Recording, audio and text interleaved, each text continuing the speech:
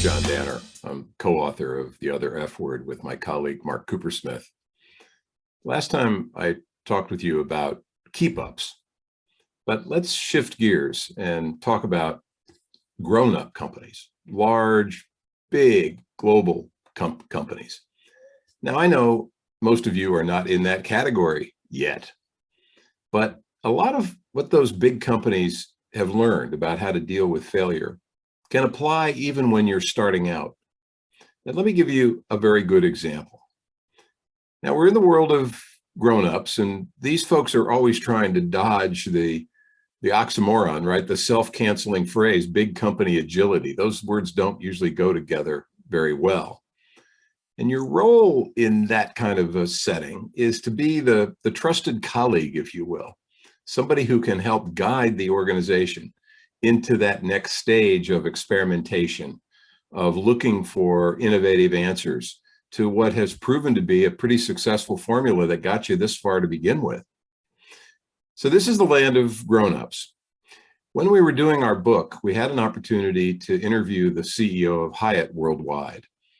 And we asked him about how he deals with failure, how important it is in his organization to connect with the issue of failure as a way to release the innovative spirit that drives growth for any company, but particularly a company like Hyatt.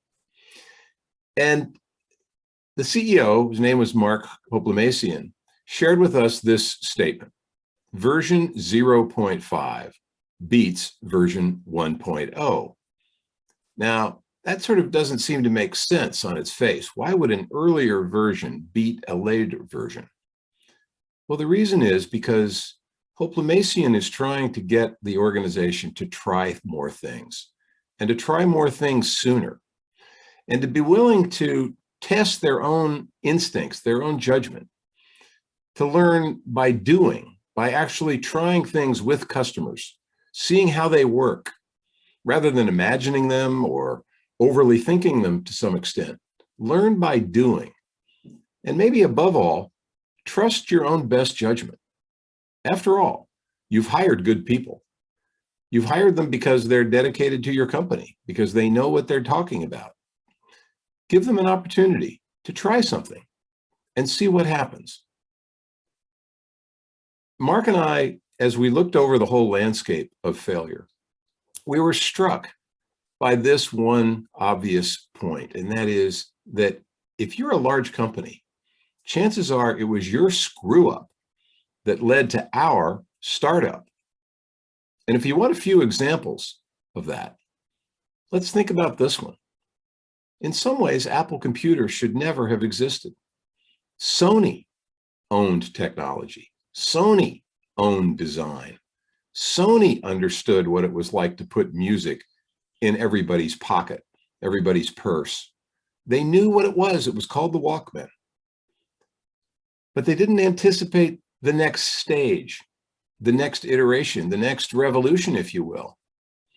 They didn't understand that you could make it even more transportable, more hip, more fun. And that's what Apple did. Or think about this one. Sears Roebuck. Wow, a bastion of American business for years and years in the Midwest and elsewhere. Think about it. Sears Roebuck revolutionized retail. That's what the catalog did. That's what their stores did in conjunction with the catalog. Enormous. Why should Amazon have beat Sears at its own game? Too bad for Sears. Good news for Amazon. Or let me close with this one. Do you know what the motto was of the Eastman Kodak Company when George Eastman founded it years and years ago? He wanted to democratize photography. Just think about that. He wanted to democratize photography. Now, what do you think this is? This is the example of democratized photography. There are more of these in the world, more smartphones, more cameras, digital cameras in the world than there are people in the world today. And guess who owned two of the key patents that made all that digital photography possible? The Kodak Company. but you don't see Kodak's name on those phones. They missed the market. That was a failure to change course, a failure to realize the profound changes that were happening in the marketplace and in the technology. And Kodak paid the price. It's too bad, because those Brownie cameras, they really did what George Eastman had in mind.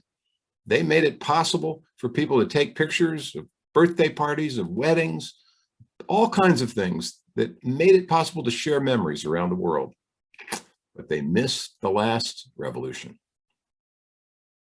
So if you want to learn more about grown-ups and how grown-ups deal with failure, check out chapter 8 of our book.